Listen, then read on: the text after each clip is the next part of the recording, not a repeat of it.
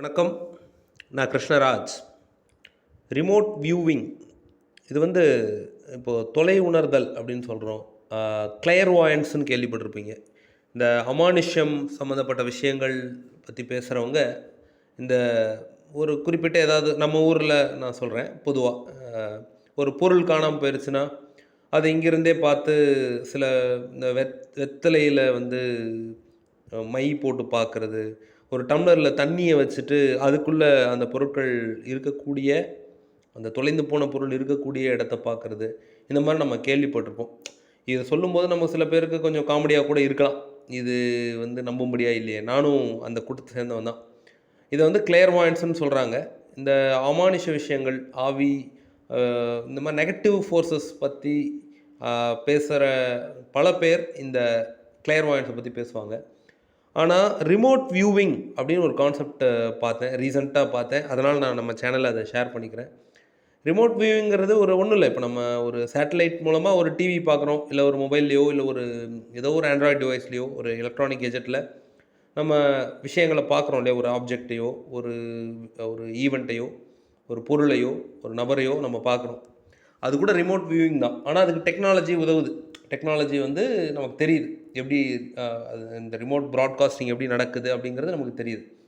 அந்த மாதிரி remote viewing அப்படிங்கிறது ஒரு தொலை தூரத்தில் ஒரு கண்ணுக்கு தெரியாத ஒரு சப்ஜெக்டை, ஒரு ஆப்ஜெக்டை மைண்டை வச்சு நம்ம கண்களால் பார்க்க முடியாத, காதுகளால் கேட்க முடியாத, மூக்கினால் நுகர முடியாத, இந்த சென்சஸ்க்கு அப்பாற்பட்ட, கைகளால் தொட முடியாத, சென்சஸ்க்கு அப்பாற்பட்ட விஷயங்களை பார்க்குறதுக்கு ரிமோட் வியூவிங் அப்படின்னு சொல்கிறாங்க. இதெல்லாம் சூடோ சயின்ஸு. இதுக்கு எந்த விதமான ஆராய்ச்சி முடிவுகளுமோ இல்லை ஆராய்ச்சி எவிடன்ஸோ இல்லை அப்படின்னு சொன்னீங்கன்னா, எஸ், உண்மைதான் அது. டிப்பிக்கலாக ஒரு ரிமோட் வியூவர் அப்படிங்கிறவங்க தொலை தூரத்தில் இருக்கக்கூடிய ஒரு ஆப்ஜெக்டையோ, ஒரு ஈவெண்ட்டை பற்றியோ, ஒரு நபரை பற்றியோ, ஒரு லொக்கேஷனை பற்றியோ, நம்ம ஃபிசிக்கல் வியூவில் தெரியாத விஷயங்களை கண்டுபிடிச்சி சொல்கிறவங்க, இல்லை பார்த்து சொல்கிறவங்க தான் ரிமோட் வியூவர் அப்படின்னு சொல்கிறாங்க. ஆனால் ஆச்சரியம் அளிக்கிற வகையில் இதில் சில ஃபிசிசிஸ்ட், இயற்பியலாளர்கள், ஃபிசிக்ஸ் படித்த சயின்டிஸ்ட் வந்து நிறைய பேர் இன்வால்வ் ஆகியிருக்காங்க. டாக்டர் ரசல் டார்க், ஹேரோல்ட் பொத்தோஃப், இந்த மாதிரியான சில ரீசர்ச்சர்ஸ், அப்புறம் ஸ்டான்ஃபோர்ட் ரிசர்ச் இன்ஸ்டியூட், அமெரிக்காவினுடைய ஸ்டான்ஃபோர்ட் ரிசர்ச் இன்ஸ்டியூட்டில் பேராசைக்காலஜி அப்படிங்கிற ஒரு துறை இருக்குது. அவங்க தான் இந்த ரிமோட் வியூவிங் அப்படிங்கிற இந்த ஒரு வார்த்தையே காயின் பண்ணாங்க அப்படின்னு சொல்கிறாங்க. இது இன்றைக்கி நேரத்தில் இல்லை, 1971 இருக்குது. அமெரிக்கன் சொசைட்டி ஃபார் சைக்கிக்கல் ரிசர்ச் அப்படின்னு சொல்லி நியூயார்க் சிட்டியில் இருக்குது. அவங்களும் அங்கேயும் வந்து இந்த மாதிரியான விஷயங்களை செய்யக்கூடிய ஒரு சில விஞ்ஞான குழுக்கள் இருக்காங்க. இவங்களை விஞ்ஞானிகளே கிடையாது, இதெல்லாம் சூடோ சயின்ஸ்பா, இதெல்லாம் என்கரேஜ் பண்ணாதீங்க அப்படின்னு சொல்கிறவங்களும் இருக்காங்க. நம்மளை பொறுத்த வரைக்கும் இது என்னன்னு தெரிஞ்சுக்க தான் நம்ம முற்படுறோம். இது சரி, இது தப்பு, இது ஃபேக்கு, இது ட்ரூ அப்படின்னு சொல்கிறது நம்ம ஜட்ஜ்மெண்ட் பண்ணுறது நம்ம வேலை இல்லை. ரிமோட் வியூவிங் எக்ஸ்பெரிமெண்ட்ஸே கூட கண்டக்ட் பண்ணியிருக்காங்க. இன்னும் சரியாக சொல்லணும்னா அமெரிக்காவினுடைய சிஐஏ, இன்றைக்கி வந்து எஃபிஐன்னு இருக்கு இல்லையா, அந்த எஃபிஐனுடைய ஆன்சிஸ்டர்னு சொல்லலாம் சிஐஏ. இந்த சிஐஏ வந்து நிறைய ரிமோட் வியூவிங் டெக்னாலஜிஸ் யூஸ் பண்ணி அவங்களுடைய எதிரிகளையும், மறைக்கப்பட்ட சில இராணுவ ரகசியங்களையும், உலக வல்லாதிக்க சக்திகளால், இந்த சுப்ரீம் பவர், சூப்பர் பவர்ஸ் அப்படின்னு சொல்கிறோம் இல்லையா, அவங்களால் மறைக்கப்பட்ட சில விஷயங்களையும் தெரிஞ்சுக்கிறதுக்கு இந்த மாதிரியான இன்றைக்கி நம்மளால் சூடோ சயின்சஸ்ன்னு எதெல்லாம் கிளாஸிஃபை பண்ணி வச்சுருக்கோமோ அதையெல்லாம் வந்து ரிமோட் வியூவிங் மூலமாக பண்ணாங்க.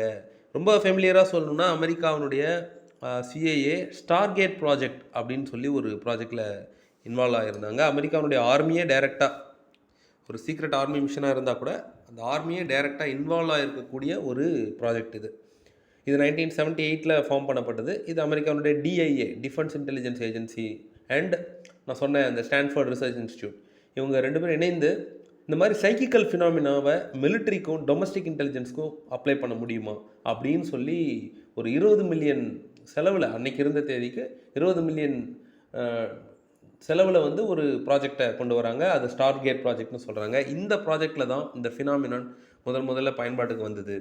1975 1995 வரைக்கும் பல இவாலுவேட்டர்ஸ் இந்த ரிமோட் வியூவிங் அப்படிங்கிற இந்த கான்செப்டை கொண்டு தொலை தூரத்தில், இப்போ உதாரணத்துக்கு சொல்லணும்னா அண்டார்டிகாவில் இருக்கக்கூடிய ஒரு குறிப்பிட்ட ஒரு பிளாக் பிரமிட் அப்படின்னு சொல்கிறாங்க. இன்றைக்கும் நீங்கள் ஃபேஸ்புக்கில் பார்க்க முடியுது.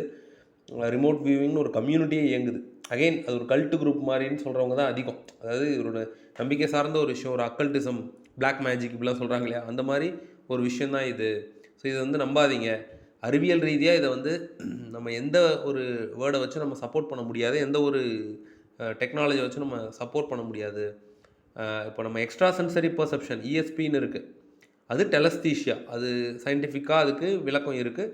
ஒரு ரிமோட்டான ஹிடன் ஆப்ஜெக்ட்ஸை சில பேருக்கு வந்து இயற்கையிலேயே ஒரு மூன்றாவது கண் மூலமாக out of the body travel மூலமாக அவங்க பண்ணுறாங்க அப்படின்னு சொல்கிறாங்க. அதுலேயுமே நிறைய மாற்று கருத்துக்கள் இருக்குது. ஆனால் இது வந்து ஒரு கிளாஸ் மாதிரி எல்லாருமே ப்ராக்டிஸ் பண்ண முடியும், எல்லாராலையுமே முடியும் அப்படின்னு சொல்கிறாங்க. ஆனால் இந்த சைக்கிக் ரிசர்ச்சில் நம்மளால் நம்பவே முடியாத அளவுக்கு ரொம்ப ஃபேமஸான சயின்டிஸ்ட்டும் இருந்திருக்காங்க. மைக்கேல் ஃபேரடே, இந்த ஃபேரடே ஷீல்டுன்னு கேள்விப்பட்டிருப்பீங்க. டாக்டர் மைக்கேல் ஃபேரடே அவர் இருந்திருக்காரு. ஆல்ஃபர்ட் ரசல் வேலேஸ் அப்படிங்கிற சயின்டிஸ்ட் இருந்திருக்காரு. வில்லியம் க்ரூக்ஸ் அப்படிங்கிற சயின்டிஸ்ட் இருந்திருக்காங்க. இவங்க எல்லாருமே ரொம்ப ரெனவுனான ஃபிசிசிஸ்ட், அமெரிக்காவை சேர்ந்த ரெனவுனான ஃபிசிசிஸ்ட். ஸோ இவங்க எல்லாம் சேர்ந்து ஒரு பியர் அப்படின்னு சொல்லி ஒரு ஒரு ஒரு ஆர்கனைசேஷன் உருவாக்குறாங்க. Princeton engineering anomalies research lab, PEAR அப்படின்னு சொல்கிறாங்க.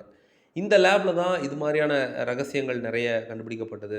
எக்ஸ்ட்ரா டெரஸ்ட்ரியல்ஸ்கிட்டேருந்து ரிவர்ஸ் இன்ஜினியரிங் பண்ணி நிறைய டெக்னாலஜியில் சில விஷயங்களை பார்ப்பாங்க, கண்டுபிடிப்பாங்க, இதெல்லாம் நம்ம கேள்விப்பட்டிருப்போம். அந்த மாதிரி ஒரு விஷயந்தான் இந்த ரிமோட் வியூவிங்.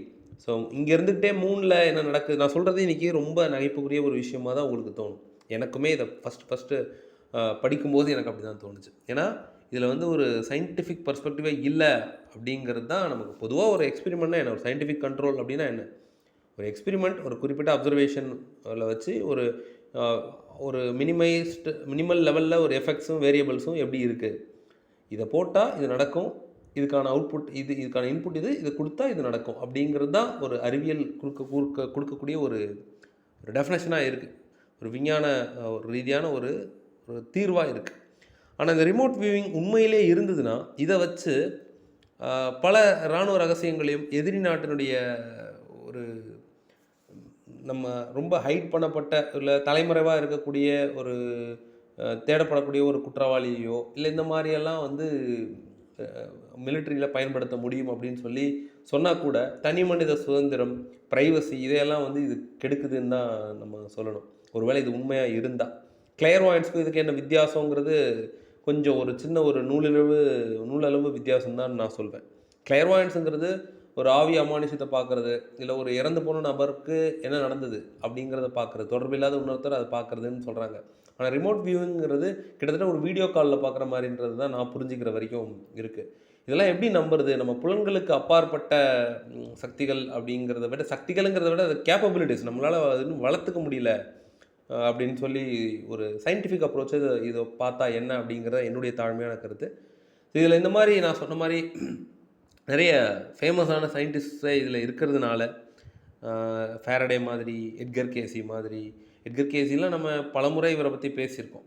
ஸோ இவரை மாதிரி நிறைய ரெனவுனான பர்சன்ஸ் இதில் இருக்கிறதுனால இது கொஞ்சம் ஒருவேளை உண்மையாக இருக்குமோ அப்படிங்கிற ஒரு டவுட்டில் வரக்கூடிய ஒரு விஷயமாக இருக்குது. இது உங்களுக்கு புதுசாக இருந்ததுன்னா அதை பற்றி கமெண்ட் கொடுங்க. நீங்கள் இதை பற்றி என்ன ஃபீல் பண்ணுறீங்க அப்படிங்கிறது கூகுள் பண்ணி தெரிஞ்சுட்டு கமெண்ட் கொடுங்க. இன்றைக்கும் கமிட்டி ஃபார் ஸ்கெப்டிக்கல் இன்கொயரின்னு ஒரு சிஎஸ்ஐ அப்படின்னு ஒரு ஆர்கனைசேஷன் இருக்குது. இவங்க இன்றைக்கும் இது சம்மந்தப்பட்ட இன்ஃபர்மேஷன்ஸ், இது சம்மந்தப்பட்ட எக்ஸ்பெரிமெண்ட்ஸை ப்ரூவ் பண்ணுறதுக்கு முயற்சிகள் எடுத்துக்கிட்டு இருக்காங்க. பொதுவாக சூடோ சயின்ஸ் நம்ம என்கரேஜ் பண்ணுறது இல்லை. ஆனால் ரிமோட் வியூவிங்கிறது ஒரு வெறும் ரகசியத்தை எட்டு பார்க்குற ஒரு விஷயமாக மட்டும் பயன்படுத்த முடியுமா, இல்லை ஒரு நார்மலாகவே இப்போ நான் ஒரு டிவைஸே இல்லாமல் ஒரு வீடியோ கால் பண்ணால் எப்படி இருக்கும்? ஸோ அந்த மாதிரி ஆயிடுச்சுன்னா உலகம் ரொம்ப சுருங்கிடும்ல. நான் எங்கே இருந்தாலுமே என் குடும்பத்தோடு நான் கனெக்டடாக இருக்கலாம், என்னோட வேண்டியவங்களோட நான் கனெக்டடாக இருக்கலாம். அந்த மாதிரி ஒரு பெர்ஸ்பெக்டிவும் இதில் இருக்குது. ஸோ அதனால தான் நம்ம இங்கே இதை ஷேர் பண்ணிக்கிறோம். இன்னொரு புது சிந்தனை தொண்ணும் காலையில் சந்திப்போம். நன்றி.